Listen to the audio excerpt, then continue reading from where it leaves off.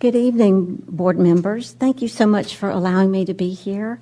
I've been contacted by several of your Chesterfield County parents who are very, very concerned. That's why they've asked me to be here tonight.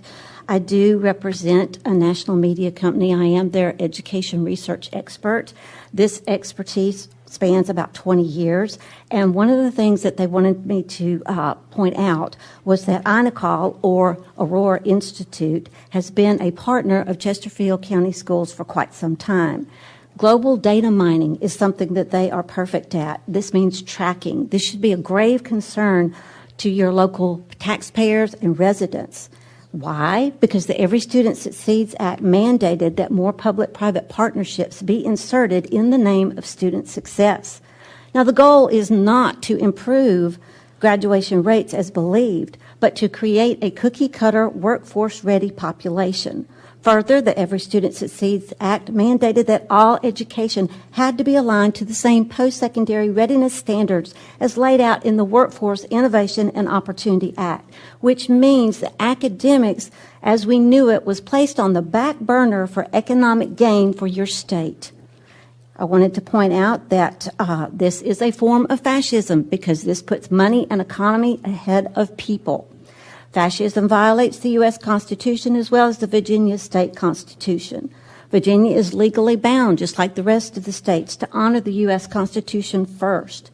However, Virginia Code 8 VA C201314140 from 2013 used the phrase college and career readiness. Now, college and career readiness is a rebrand of the Common Core state standards and nothing less. Virginia was saddled with Common Core when it accepted the predecessor's grant money back in 1997.